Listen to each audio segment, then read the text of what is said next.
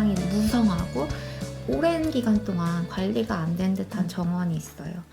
여기를 어떤 소녀와 좀 큰 개 한 마리가 같이 여기저기를 살펴보고 있고 정말 관리가 안 된 정원이구나 하고 소녀는 한숨도 쉬고 불만스러운 표정으로 집으로 들어옵니다. 집에 들어와서 굉장히 낡은 이제 소녀의 방으로 배정된 방에서 그 방을 정리를 하고 있어요.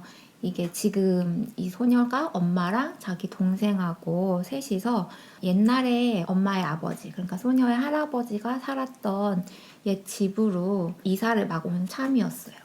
엄마는 이제 동생, 아직 어린 아기여서 아기를 돌보고 있고 소녀는 그 방에서 창문을 열어보려고 하기도 하고 되게 낡은 옷장을 열어보기도 하면서 그 방을 둘러보고 있어요. 근데 이 소녀의 이름은 비올레트 위르르방이라는 이름의 소녀입니다.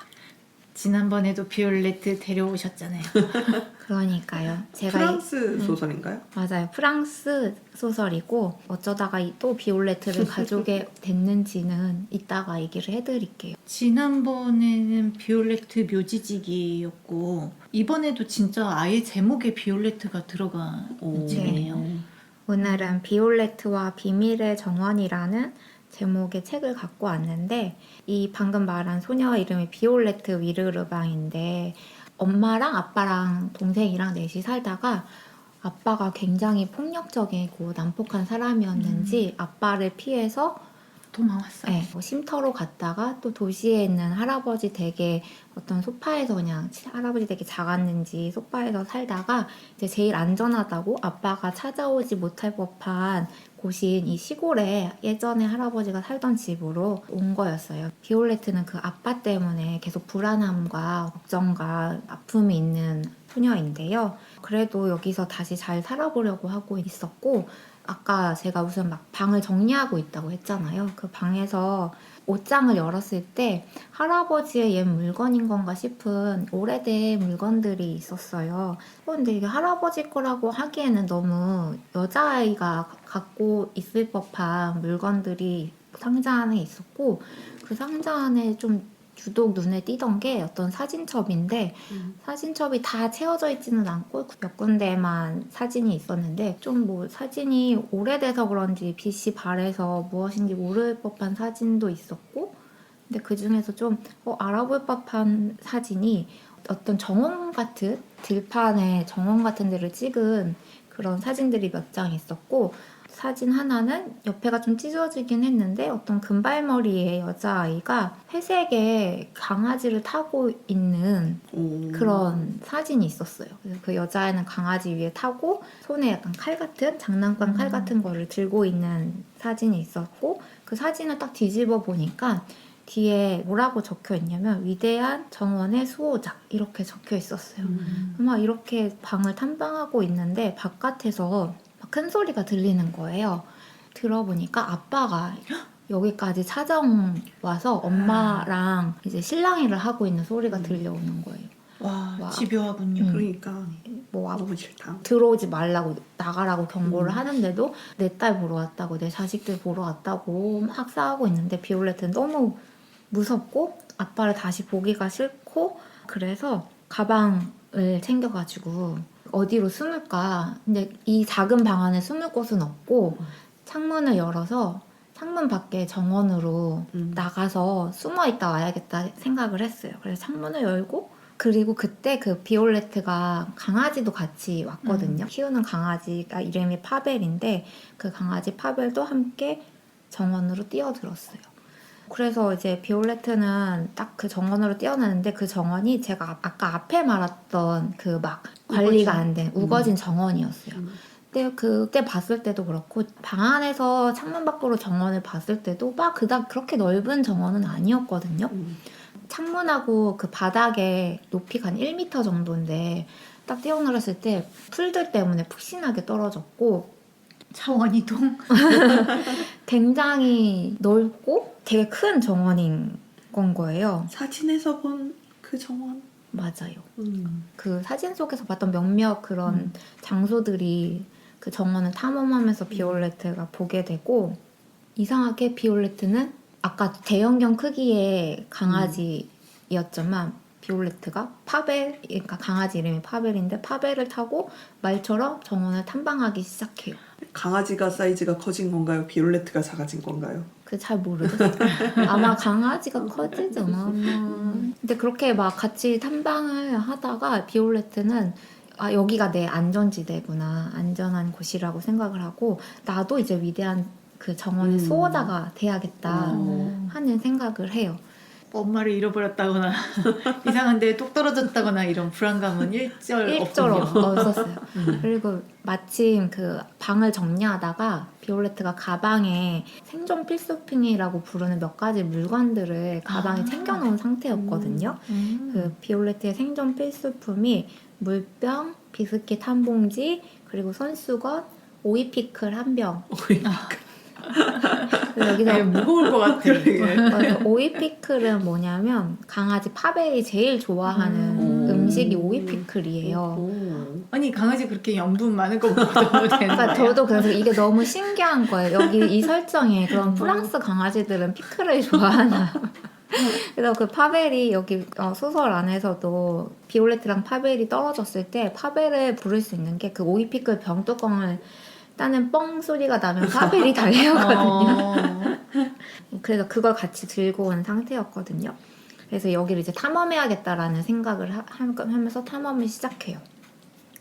근데 막 여기저기 다니다가 비올레트가 종종 혼잣말을 이제 파벨한테도 하곤 했는데 파벨한테 무슨 말을 걸었는데 파벨이 그래 맞아 막 이렇게 말을 하는 거예요. 파벨한테 너 언제 말을 하는 거야? 그랬더니 그게 뭐 신기할 게 뭐 있어? 네가 나를 말처럼 타고 다니고 있는데 이런 얘기도 하면서 탐험을 하기 시작합니다. 아까 막 황폐화된 관리가 안 된 이 정원이 비올레트가 이제 그 정원에 발을 들여놓기 시작하면서 정원이 다시 깨어나기 시작한 거거든요. 생명력이 있는 정원이에요? 네. 이 정원에는 되게 많은 생명체들이 살고 있어요. 근데 비올레트가 오기 전에, 그러니까 정원의 수호자가 있을 때는 계속 막 활동을 하게 되고 정원의 수호자가 없으면 잠을 자는지 아무튼 이렇게 동면 상태가 되는 것 같더라고요. 비올레트가 막 여기저기 다니는데 되게 푹신푹신한 잔디밭이 넓게 펼쳐져 있어서 거길 밟고 싶은 거예요. 그래서 파벨 등에서 내려서 걸어서 막 가고 막 느낌이 너무 좋아서 막 뛰어다니고 막 이러니까 어디선가 소리가 들려와요. 좀 조용히 하라고 우리 집인데 좀 망가뜨리지 말고 막 이러지 말라고 하면서 층간 소음인가? 들려서 보니까 잔디밭을 이불처럼 이쪽 끝에서 작은 사람이 나오는 거예요. 그랬더니 그 잔디밭을 구역을 나눠서 관리하는 그 정원 관리자들이 있었어요. 작은 사람들이 관리하는.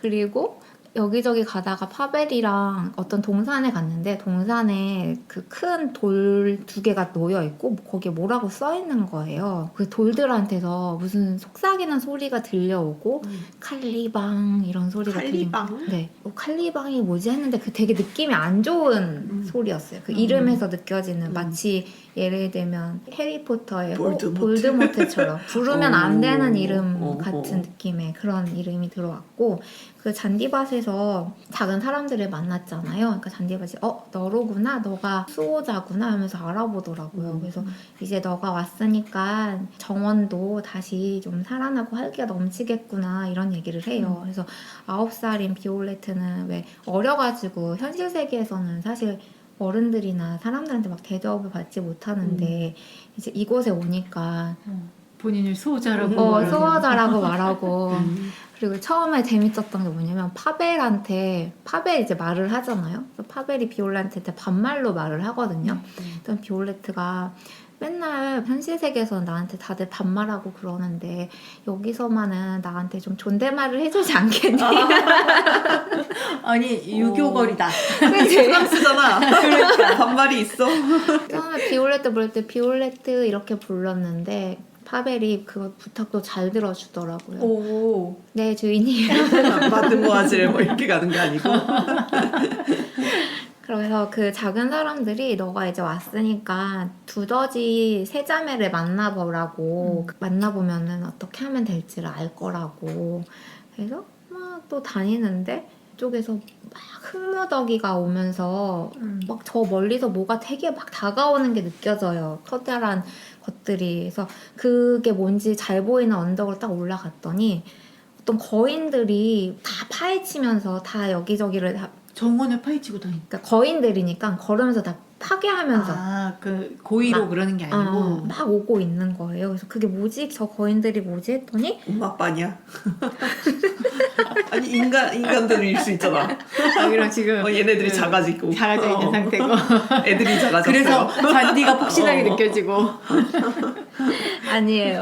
에이. 그거 아니에요. 네. 그리고 그 작은 사람들이라고 했을 때도 완전 그냥 막 완전 막 그 요정 같은 거 엄지공전 그런 게 그런 아니고. 작은 건 아니고 약간 딱 비올레트 정도 크기. 아. 근데 어른 같은 사람 음. 이런 느낌의 작은 사람들이고 그 초록군단이라고 부르더라고요. 그 거인들을 나무였어요. 참나무, 느릅나무, 뭐 소나무 등 온갖 오. 갖가지 나무들이 막 뭔지 화가 난 듯이 막 반지의 반지 제왕. 나도 그렇게 알고 있었는데 반지의 그치. 제왕인데 막 걸어오는 거예요. 거칠고 사납고 통제가 불가능한 나무 무리들이 위협적으로 오는데 이 너른 잔디밭까지 망가뜨릴 것 같은 거죠. 왜냐면 이 너른 잔디밭은 이 주민들이 살고 있는 생활터인데 잔디밭을 돌보는 사람들 중에 한 명이 비올레트한테 너가 먼저 할 일은 저 초록군단에 멈춰야 한다고 그런 얘기를 했어요.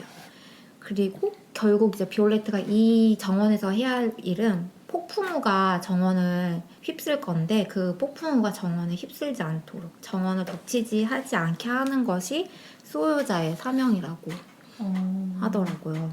어떻게 하면 폭풍우를 안 오게 할 수 있죠? 폭풍우가 와도 문제가 없도록 잘 정원을 덮는다고. 폭풍우를 아예 못 오게 하는 거 아니야? 못 오게 해야 되는 거예요? 아니요, 그냥 읽어보시면 알아요. 뭐지? 그 너의 사명을 누가 말해줬다고? 그 너의 사명은 두더지 세자매를 만나서 얘기해줘요. 두더지 세자매가 중요한 역할을 하나 보네요. 두더지 정원에서. 세자매가 이 정원의 어떤 중개자 역할 같은 걸 해요. 어느 편을 들지는 않고 무슨 일이 있을 때 힌트 같은 거를 비올레트한테 많이 줘요. 약간 그리스 로마 신화의 운명의 새 여신 그런 거를 따와서 만들었을 수도 있지 않을까요? 그럴 수도 있겠는데 세자매인 것이 그 초록군단이 막 몰려오는 것을 보고 비올레트는 내가 저거를 막아봐야겠다라는 생각을 하게 돼요. 가까이 봤더니 나무들이라고 했잖아요. 왜 그렇게 화가 나서 계속 막 이동하고 있는지 나무들이 왜 그렇게 이동하고 있는지는 이유를 알 수가 없잖아요. 그래서 그 이유를 알아보려고 하거든요. 근데 그 장면에서 다시 또 다른 장면으로 바뀌어서 비밀의 정원에는 늑대 무리들이 있어요. 또 이 비밀의 정원에 되게 여러 장소들이 있는데 정말 큰 정원이구나. 엄청 큰 정원인 것 같아요. 황폐한 숲이라는 곳에 늑대들이 머물고 있는데 이 정원이 오랫동안 잠들어 있었잖아요. 그러니까 이 늑대들이 깨어났을 때 먹을 것들이 없는 거예요.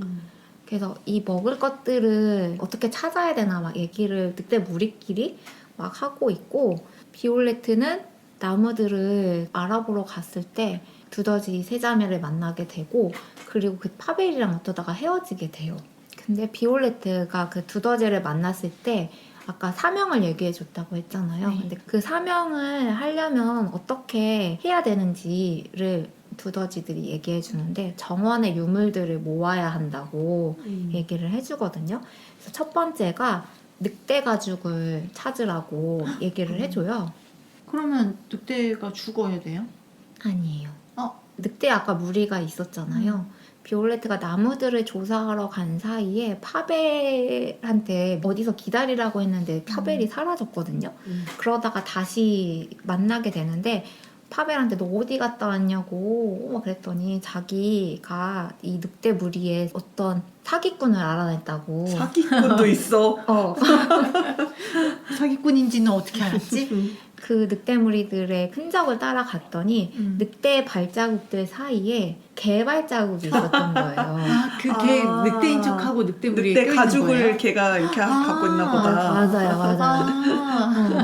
그리고 아까 사진에 회색 개 한 마리 있다고 했었잖아요. 그 개요. 네, 맞아요. 정원의 수호자 편이었던 강아지가 어쩌다가 늑대 편으로.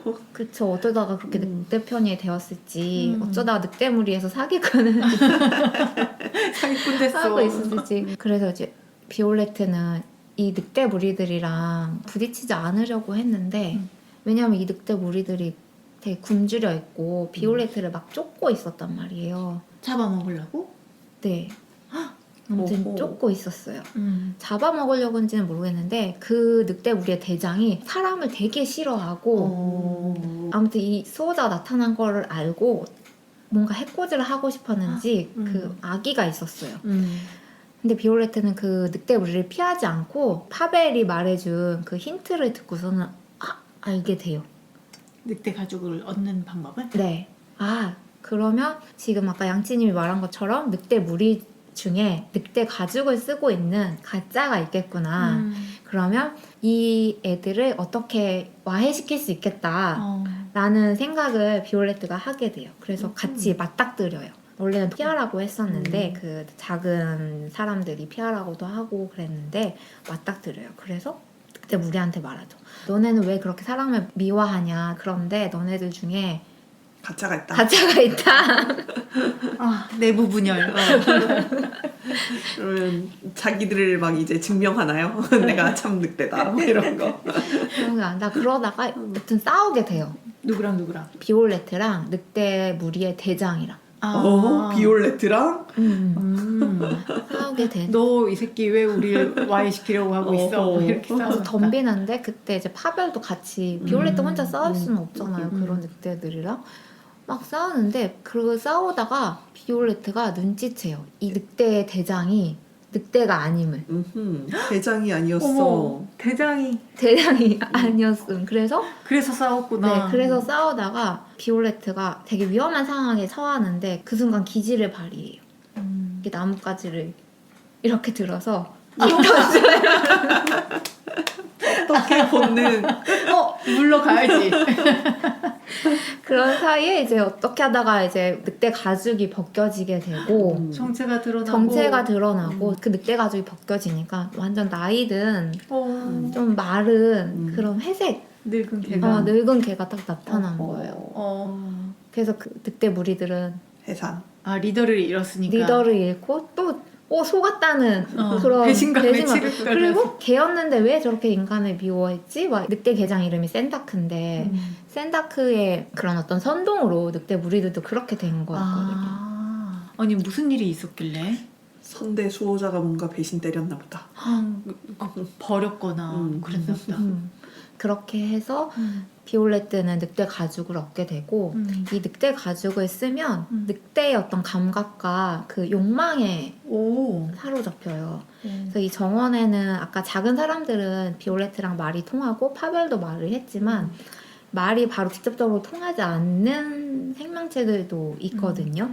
예를 들면 이 아까 나무 무리들 위에 새들이 있었는데 아기 새들이 하는 말이 그냥 지저귀는 소리만 들리고 그 말의 뜻이 안 들렸는데 이 늑대 가죽을 쓰면 아기 새들이 무슨 말을 하는지가 들리는 거예요. 오, 너무 좋다. 너무 좋은 거죠. 그리고 그 늑대의 그 힘이나 이런 게 생기고 거기다가 늑대의 욕망이 생겨서 욕망. 사람을 뭐지? 잡아먹고 싶으시나? 야성이 돼요. 어. 그래서 잡아먹고 싶어 해요. 오. 작은 사람들도 막 잡아먹고 싶어하고 그래져요. 그렇진 않아요. 그러니까 얘가 이렇게 비올레트가 이 늑대 가죽에 대해서 경고를 받았는데 너무 많이 쓰지 말고 얘한테 잡혀먹지 말라고 그런 거를 알고 그걸 조절을 좀 하는데 그래도 그 늑대 가죽의 힘이 필요할 때가 있잖아요. 그래서 나중에 비올레트가 새를 한 마리 피를 봐요. 그런 일도 있고 그래서 이 초록 군단을 조종하는 존재들을 알게 된 거예요. 이 늑대 가죽을 통해서 초록 군단 나무들 위에 새 둥지들이 막 있고 아기 새들이 있었는데 아기 새들이 무섭다고 막 조달 재빨리 하게 하라고 늑대들 그래서 그 나무 군단들이 막 움직였던 거였거든. 그래서 그 아까 늑대들이 있던 데가 황폐한 숲이라고 했잖아요. 거기가 완전 황폐해져서 아무것도 없는데 비올레트가 아기 새들을 설득하고 해서 그 초록 군단들을 그 황폐한 숲으로 방향을 틀게 만들어요. 아 그러면 걔네들이 가서 그 황폐한 숲이 더 이상 황폐하지 않게 됩니까? 네. 그래서 비옥하게 그러면 이제 그걸 또 이제 또 비올레트가 설득하는 거죠. 늑대들한테도 그 얘기를 해요. 얘네가 황폐한 숲으로 가서 이 숲 안에 작은 새들이랑 작은 동물들이 있으니까 그거 먹으라고? 와 이거 굉장히 너한테도 도움이 될 거다. 작은 새들은 뭐하고 어떡하라고 무섭다는데. 이거 어떻게 된 겁니까? 아 여튼 그래도 이제 먹고 살아야 되니까 그 늑대들도 살긴 해야죠. 먹고 살 정도로만 이제 이런 과정 중에 또 비올레트가 어떤 이상한 애를 만나거든요. 사람이요. 근데 막 이렇게 숲을 막 헤매고 있는데 어디선가 말을 거는 소리가 들려서 딱 보니까 긴 토끼기가 보이는 거예요. 사람이었는데 토끼 모양의 복면을 쓰고 있어서 다들 자꾸 가죽을 쓰거든요. 그래서 얘가 막 경고해요. 너 빨리 그냥 집으로 가라고. 여기는 너가 감당할 수 있는 곳이 아니라고. 근데 그 토끼 가면을 쓴 애가 칼을 차고 있었어요. 그 장난감 칼이에요? 네. 오. 그 장난감 칼이었고 얘가 바로 그 소자. 사진에 있었던 소자 금발머리 아이였거든요. 샌다크의 주인이었던 맞아요. 나는 엄마일 줄 알았는데. 주인이었던 근데 그것도 약간 연관되어 있어요. 그렇게 해서 이제 비올레트가 정원에서 여러 사건들을 만나고 문제를 해결하고 결국 마지막에 오는 폭풍우를 이제 막는 것이 이 1권의 이야기거든요. 네. 그래서 1권의 제목이 비올레트와 비밀의 정원 그리고 위대한 정원의 수호자라는 제목이에요. 그럼 이 책이 약간 시리즈인가요? 뭐 해리포터 뭐 이런 것처럼? 이 책이 2권이 시리즈인 책이에요. 2권으로 그냥 끝나는? 네, 2권으로 완결이 되는데 만약에 더 쓰면 쓸 수 있을 것 같거든요. 이 책을 저는 오랜만에 도서관에 갔다가 신간 코너에서 신간이 뭐가 있나 저는 신간 코너에서 책 구경하는 거 너무 좋아하거든요. 근데 이렇게 딱 꼽혀 있는데 눈에 확 들어오는 거예요. 커버가 너무 예쁘다. 이렇게 그리고 비올레트네? 비밀의 정원? 그럼 혹시 원이에요? 근데 또 이거다. 책이 너무 예쁜 거예요. 이게 책을 아마 검색해서 보시면 아시겠지만 책 전면이 블랙 화이트로 된 펜화? 선드로잉 같은 그림으로 책 표지랑 뒷면이 다 그렇게 되어 있고 그림체는 약간 장자크 쌍패? 예, 그림 같은 근데 그림이 너무 저는 프랑스 전통인가요? 네, 너무 마음에 들고 또 이 책 안을 딱 펼쳐보고 너무 또 좋았던 게 책 안에 계속 있네요. 일러스트가 사파가 많이 들어가 있는데 사파도 너무 귀여워요 진짜 예쁘고 사랑스럽고 그래서 그림으로만 연결되는 부분도 있네요. 이 1권, 2권 모두 다 마지막에는 일러스트로 이제 마무리가 되거든요. 그러니까 그런 마지막 장면을 일러스트로 그려져 있어요. 그래서 이 책을 딱 발견하고 나서 읽어야겠다. 그런 생각이 딱 들고 빌렸어요. 빌려서 읽는데 막 너무 몰입하고 막 이런 그런 재미는 아니었지만 잔잔하게 재밌고 사실 이게 청소년 소설이거든요. 그러니까 어른을 위한 동화 같은 느낌이기도 하고 아이랑 같이 읽어도 좋은 판타지 소설인데 이 책을 읽으면서 되게 옛날로 돌아간 기분이 들었어요. 오랜만에. 이야기를 딱 듣는데 되게 오랜만에 동화를 듣는 느낌이 들더라고요. 네, 그래서 왜 우리 어릴 때는 막 주변의 거 가지고 상상을 되게 많이 하면서 놀았잖아요. 아닌가요? 저는 죠 상상을 잘 하지 않는 상상을 안 한다고? 나는 진짜 상상 잘 안 했던 것 같아. 어렸을 때 가상의 친구 이런 거 있었어요? 아니 가상의 친구는 없었죠. 그 인형 친구. 인형이랑 맨날 얘기하면서 잤는데. 안 그랬어요? 전 인형이 살아있다는 생각은 거의 안 하고 근데 이제 그런 건 했어요. 소꿉놀이 같은 거. 그치. 소꿉놀이 역할놀이는 역할놀이. 했지만 인형과 대화를 하진 않았던 것 같아요. 저는 이혼하고 대화했어. 근데 아주 어렸을 때는 대화를 했을 것 같아요. 우리가 기억을 못할 맞아. 때는. 그럴 수도 그건 있어. 아이의 발달 단계에 있기 때문에. 사실 이 물건이 진짜 그 물건이 아닌데 그것처럼 하면서 갖고 놀 때 있잖아요. 뭐 모래로 밥을 만들고 그치. 요런 그런 감각들을 이 책을 읽으면서 많이 느꼈거든요. 그래서 막 창문을 열고 나도 훌쩍 뛰어내리면 죽는 게 아니라 어딘가 내가 모르는 세계로 가고 거기서 모험을 하고 또 재밌는 게 여기 여러 존재들이 나오는데 비올레트가 되게 무성한 풀밭에 들어갔다가 위험에 처하는 일이 생기거든요.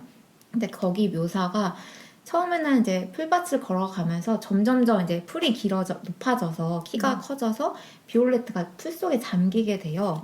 그러다가 풀 속으로 빠지게 돼요.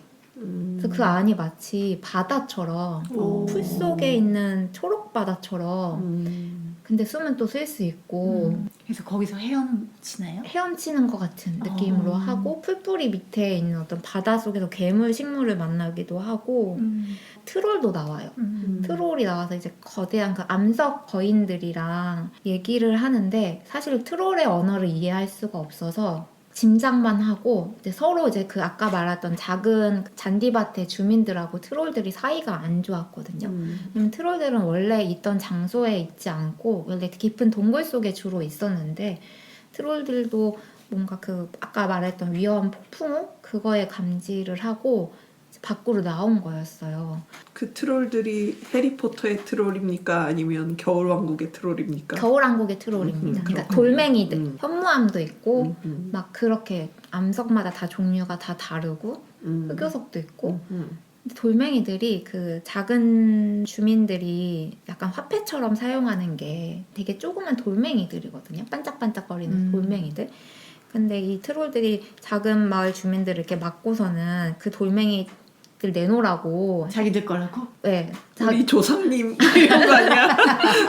우리의 뼈와 살을 너희들이 인육을 근데 이제 말이 안 통하니까 이 트롤들이 왜 이 돌멩이들을 자꾸 달라고 하고 안 주면은 너네 여기서 못 나간다고 이렇게 막고 있고 하는지 몰랐는데 또 어떤 사건을 비올레트가 해결을 하면서 왜 트롤들이 이걸 원했는지도 알게 되고 여기 책새가 나와요. 책새? 네. 책으로 날아다니는 새인가요?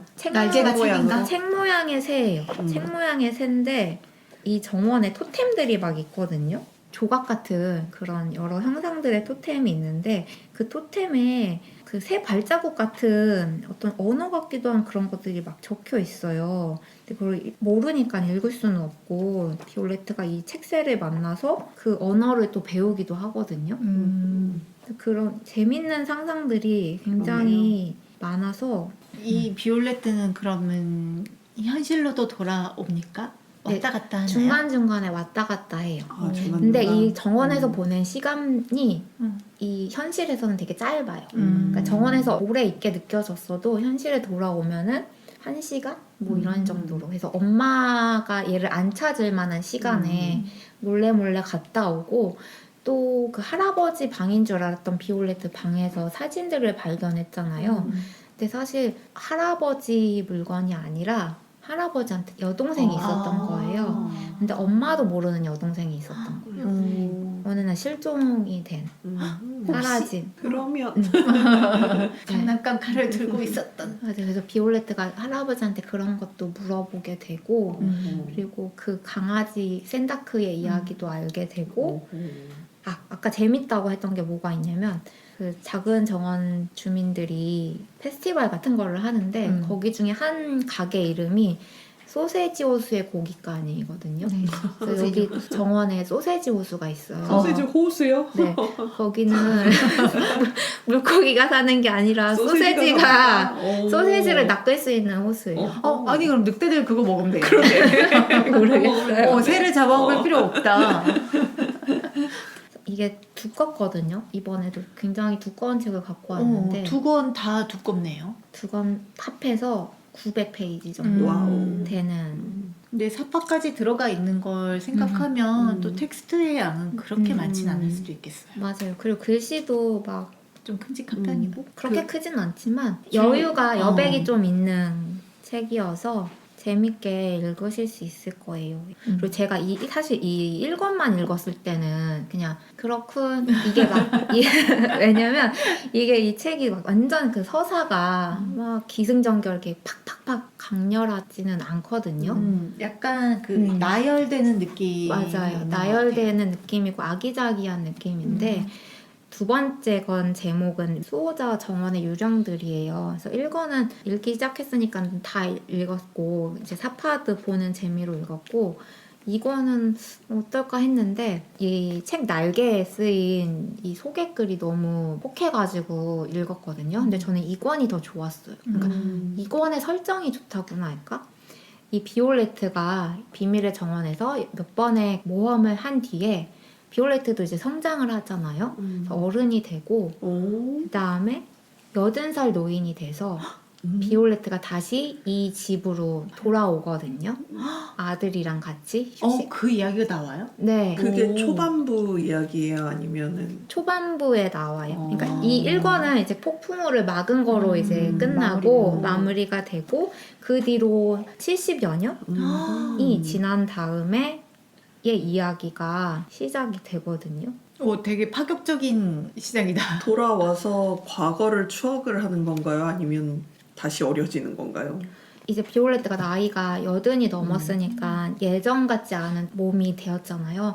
여러 가지 삶을 겪었고 이제 아들도 있고 며느리도 있고 그래서 며느리와 아들이 여기서 쉬라고 이 집을 조금 수리한 뒤로 다시 온 거예요. 비올레트의 아들이 엄마를 엄청 좀 걱정을 하고 그러거든요.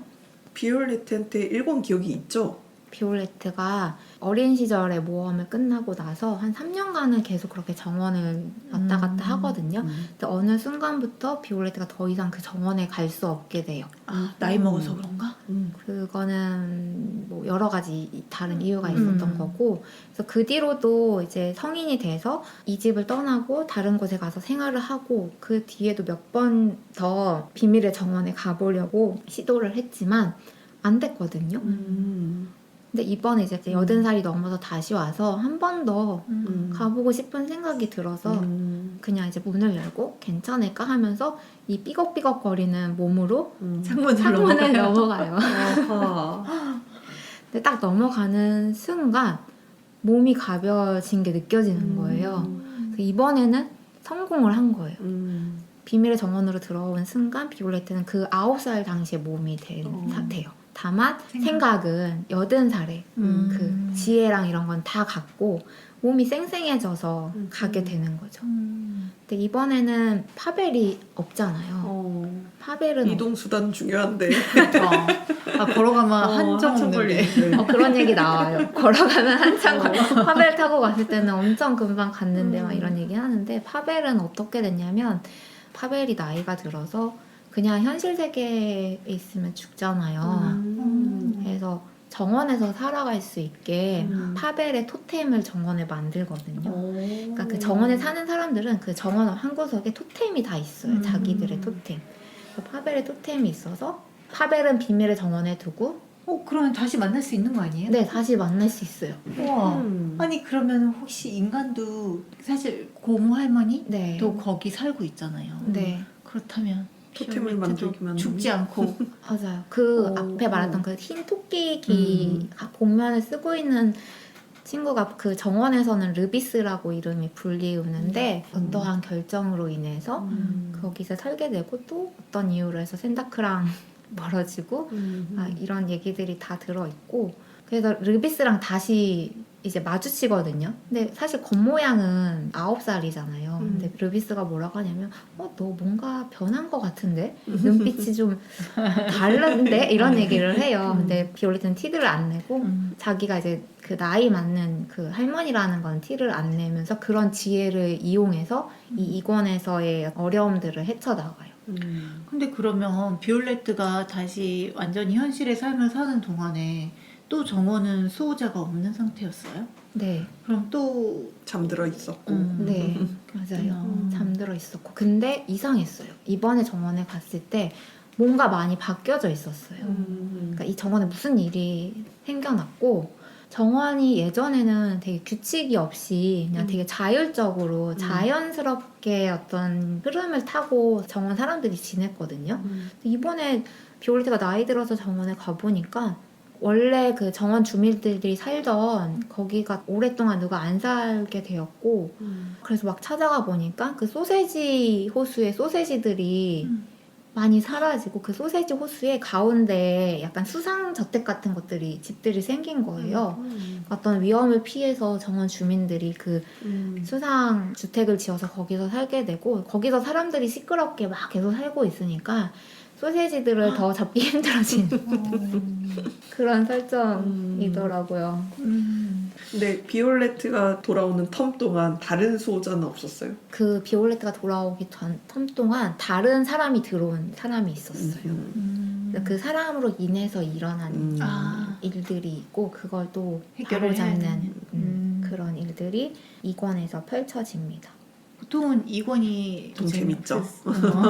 이런 거는 설정이 좀 더 공고해지면서 그렇게 되는 음. 게 있나 봐요. 네. 할머니가 돼서 돌아온 그 부분이 되게 멋진 설정인 것 같은 느낌? 맞아요. 1편의 설정은 좀 평범한 느낌이에요. 맞아요. 2편은 되게 의외의 시작으로 시작을 하네요. 그래서 1권은 그냥 우리가 예전에 알고 있던 어릴 때의 어떤 상상력을 자극하는 그런 귀여운 얘기들이 재밌었다면 이거는 이 할머니가 된 비올레트가 어떻게 헤쳐나가는지 그리고 그 사람이 나이 들었을 때 갖고 있는 어려움들이 중간중간 조금 보이거든요. 왜냐면 이번에도 비올레트는 왔다 갔다 하거든요. 그럼 정원에 가면 엄청 몸이 가볍다가 다시 창문을 타고 집에 들어오는 발을 내딛는 순간 삐걱 고고고 이러고 돌아오기 싫겠다. 진짜. 네. 그래서 제가 이걸 정원인데 사실 크게 얘기 주제를 하면 정원이잖아요.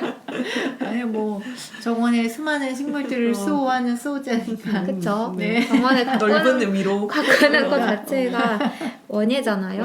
그래요. 지난번보다는 훨씬 괜찮나요? 아니 재밌을 것 같아요. 이런 거 좀 안 본 지 오래됐거든요. 저도. 영화하기도 좋을 것 같고. 맞아. 언젠가 영화화 되지 않을까? 저는 사실 표지 그림을 우리나라에서 그렸나? 우리나라판만 이런 거 하고선 누가 그렸지 했는데 표지에 딱 써 있어요. 장 바티스트 브루주아 그림. 또 원작 그림인 거고 폴 마르탱이 글을 쓰고 이 브루주아 님이 그림을 그리었는데 이 폴 마르탱이라는 분은 어린이를 위한 소설과 만화 시나리오를 쓰는 사람이더라고요. 그래서 대표적으로 미션 탈출이라는 책이 있는데 찾아보니까 우리 만약에 있다면 그 놀고놀 주니어들이 좋아할 것 같은 그런 만약에 있다면 그러니까 놀고놀 같은 그런 게임이나 아니면 요런 것들을 좋아하는 요런 책들이거든요. 조카가 좋아할 것 같이 그쵸, 생겼다. 그쵸. 그래서 인기가 많대요. 그래서 그리고 너무 오랜만에 이런 책을 읽으니까 약간 여행하는 것처럼 좀 그쵸. 평범한 일상에서 멀어지는 느낌? 모험을 떠났으니까. 이게 읽은 지는 좀 됐거든요. 저희가 녹음일이 밀리면서 한 2주 정도 밀렸잖아요. 그쵸. 그동안 맨날 저도 퇴근하고 와서 이불 속에서 휴대폰과 유튜브만 그치. 그걸 끊기가 너무 어렵더라고요. 근데 이 책을 읽으면서 거기랑 멀어지는 그게 좋았던 것 같아요. 그래서 한번 찾아보고 읽어보시는 것도 추천드립니다. 이어지는 64화 3부에서는 약콩이 소개하는 게임 스트레인지 홀티컬처 이야기가 계속됩니다.